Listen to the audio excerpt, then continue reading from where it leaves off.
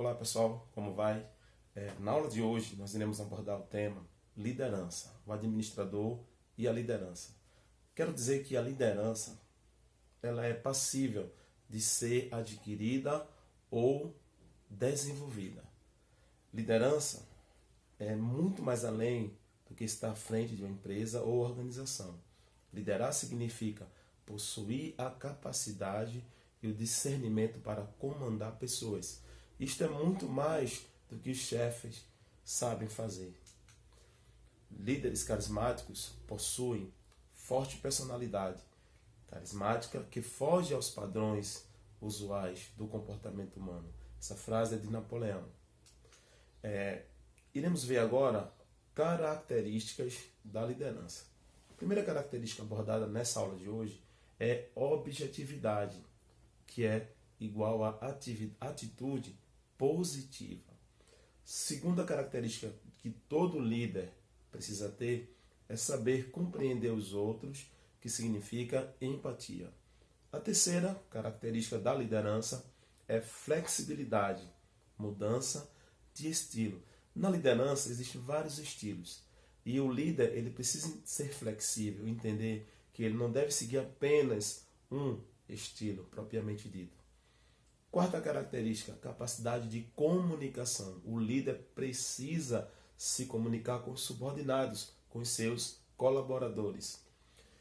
A quinta característica é o uso da autoridade. Tá? Todo líder todo líder deve possuir essa característica. E neste caso, autoridade não é ser autoritário, não é apenas dar ordem, ser um chefe, mandar, mas usar dessa capacidade que ele tem de liderança para usar da sua autoridade, impor o seu respeito. E, por fim, a maturidade e comportamento. O líder ele precisa ser estável, ele precisa ter o seu emocional equilibrado. Sobre os estilos básicos de liderança, nós iremos destacar 3. O primeiro é autocrático. Tá? Quais são as características de um líder autocrático? Primeiro, reservado. Tá? O líder autocrático, normalmente, ele é reservado. Ele é pouco comunicativo, ele é centralizador. Ele define ao invés de perguntar. Outra característica dele é que ele concede pouca autonomia de decisão para os seus subordinados. E outra característica desse estilo de liderança autocrático é que não aceita críticas. Todo líder está passível a ser criticado, né? Assim também como elogiado. Mas normalmente ele precisa ter essa abertura para receber também críticas. O segundo estilo básico de liderança é o democrático. Tá? Normalmente esse líder ele é mais aberto e comunicativo. Dialoga, gosta de trocar ideias. Ele valoriza e dá ênfase no trabalho em grupo. Tá? O democrático ele dá ênfase no trabalho em grupo. Delega tarefas e parte das decisões para que as pessoas possam decidir também. Normalmente ele estimula a iniciativa e a criatividade dos funcionários, sem ter medo de ser ultrapassado. Ele sabe tomar decisões sozinho. É uma característica muito peculiar desse estilo de liderança.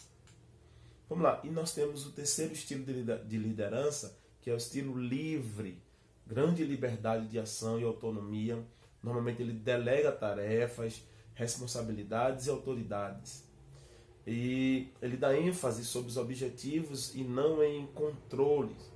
Ele estimula em alto grau a iniciativa e criatividade, ou seja, ele possibilita que as pessoas sejam criativas, que as pessoas possam decidir. Tá? Ele não tem medo de passar autoridade para as pessoas, para os seus subordinados, né, colaboradores, e ele divide as suas responsabilidades. São 3 estilos bastante interessantes. Nem sempre esse estilo de liderança, o estilo de líder, da liderança livre, nem sempre ele é comunicativo. Tá bom? O último ponto é que ele interessa-se mais pela pessoa individualmente do que em grupo. É uma característica dele. Então, qual é o melhor estilo? Talvez você esteja se perguntando qual é o melhor estilo. Qual é o estilo que eu devo seguir? O autocrático? O democrático? Ou o estilo livre? Então, é uma pergunta que você deve fazer a si próprio e tomar a sua decisão.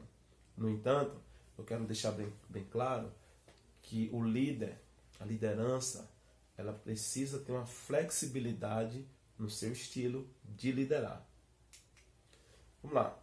Instrumento básico. Quais são os instrumentos básicos para a liderança? Tá? Primeiro é motivação. É a diferença entre fazer e não fazer, ou querer fazer. Então, muitas vezes as pessoas não querem fazer. Elas precisam de um motivo, de algo que possa motivá-las à ação. Algo que o faça agir. Geralmente um estímulo proporciona um fator de motivação para que as pessoas possam realizar suas tarefas, né, os seus projetos. Então, está associada à expectativa de atingir um objetivo, desde que esse objetivo tenha um valor, tá? Um significado. Então, quando não se tem um significado, um valor, a pessoa às vezes não se motiva para realizar. Por quê? Porque ela não vê sentido, ela não vê uma razão, um objetivo, um propósito para aquilo. Então, o líder ele precisa ser motivado e motivar também as pessoas para que elas possam fazer. Tá? Então, o instrumento básico da liderança, eu falei motivação e agora delegação. O que é delegar? O que é delegação? Transferir autoridade e responsabilidade. Tá? Então, o líder precisa delegar, ele precisa transferir também um pouco de autoridade e das suas responsabilidades para as pessoas, para os seus liderados. Né? Então, quais são as vantagens da delegação? Primeiro, alivia a pressão. Um líder muito sufocado, um líder com muitas tarefas, ele sofre muita pressão. Então, para dar uma aliviada, ele delega, tá, um pouco da sua liderança para as pessoas. É um estilo, né? Desenvolve também capacidades, né? Ele elimina os insubstituíveis. Quando você delega, você prepara novas pessoas. Então, automaticamente, aquela pessoa que detinha todo o conhecimento, que sabia realizar toda a tarefa sozinho, ele passa ou ela passa a ter outra pessoa com a mesma capacidade, a mesma capacitação, porque foi treinada, ela teve a oportunidade de desenvolver as suas tarefas, as suas habilidades. Então, por isso que nós precisamos delegar. O líder, ele precisa delegar, tá bom? Então, uma das vantagens vai ser essa. Você não tem na empresa apenas uma pessoa com a habilidade, mas você tem outras pessoas. Então, se porventura, qualquer outro motivo, a pessoa vier a sair da empresa, você tem pessoas para que possa substituí-la. Bom? Facilidade, a criatividade. O líder também, como instrumento básico, nós temos essa possibilidade. Tá? É uma das vantagens da delegação. Criatividade. Tá? Facilita a criatividade das pessoas, porque você delega, você dá a oportunidade delas se desenvolver, delas serem criativas. Tá? Aumenta a motivação também dos colaboradores, né? As pessoas passam a fazer parte daquele processo. Tá? Então, comunicação, instrumento básico também. Estabelecer o contato com outra pessoa, estabelecer o objetivo da comunicação. Então, o líder precisa ter essa capacidade de se comunicar. Né? Então, a comunicação ela envolve clareza, escutar, leitura corporal, tá? Não pode haver distorções da mensagem, tá? Se houver, isso é um ponto muito negativo. E ruído na comunicação, né? Na comunicação não pode acontecer ruído, né? Distorções, as pessoas entenderem aquela mensagem de forma diferente porque não ficou claro. Então é interessante que o líder saiba ser claro e evite ruídos, né? E distorções naquilo que ele quer comunicar. Nós vamos falar um pouco sobre análise de desempenho, tá? o líder ele precisa fazer uma autoanálise, mas ele precisa analisar também o desempenho dos seus liderados. Então, estabelecer um canal aberto entre chefia e subordinado, né? Identificar causas que contribuem para o baixo desempenho da sua equipe. Então, ele precisa estar antenado com a realidade de cada um, de cada liderado, né? E conhecer o capital humano, conhecer as pessoas que ele trabalha. Então, é uma etapa extremamente importante você avaliar o desempenho de cada pessoa, né? Você precisa conhecer cada um na verdade, né?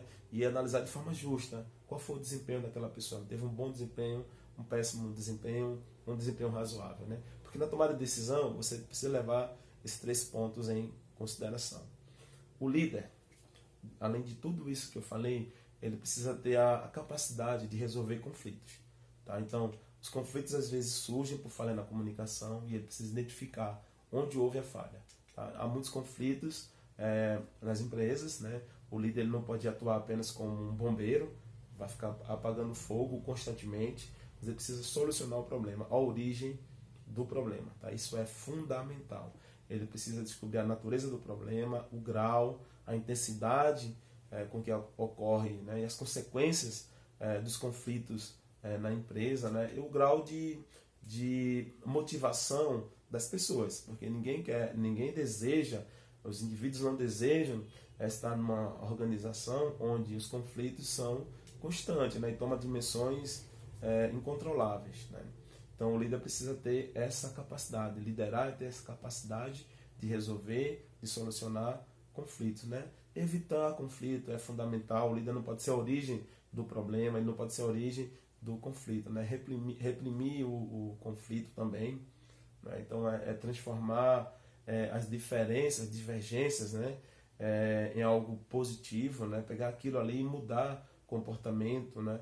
Não é que uma briga vai se tornar uma briga boa, não, mas é aquele problema de relacionamento, né? De conflito que existe na empresa, ele possa transformar ao ponto de chegar à união, à unidade entre as pessoas, né? Então resolver conflito é essencial. E por fim, eu quero falar sobre o tempo. O líder ele precisa ter a noção do tempo, ele precisa administrar o tempo. De tantas coisas que nós podemos e devemos administrar, uma das que eu considero como fundamental é a administração do tempo, né? O tempo, depois de gasto, jamais será recuperado. Portanto, o líder ele precisa estabelecer prioridades. O que é mais importante, o que é fundamental, né? A gente precisa ter toda essa noção para sabermos se estamos gastando muito tempo em algo que não é produtivo. Tá? Então é fazer mais com menos, tá? Fazer mais coisas em menos tempo, fazer as mais fáceis, né? Estabelecer prioridade, fazer as coisas mais fáceis, fazer aquilo que é urgente, né? Que é extremamente urgente. Então administrar o tempo é um desafio para todos nós que estamos envolvidos com a administração. Seja um administrador, seja um aluno de administração. Então ter autodisciplina. Tá? Precisamos manter um plano de ação pessoal para administrarmos bem o nosso tempo, né? Adiar algumas coisas, realizar outras que são necessárias, mas foram deixadas de lado. Tá? Então é resolver um problema de cada vez, se concentrar naquilo que é importante. Muito obrigado, espero que tenham gostado da nossa aula. Fique com Deus.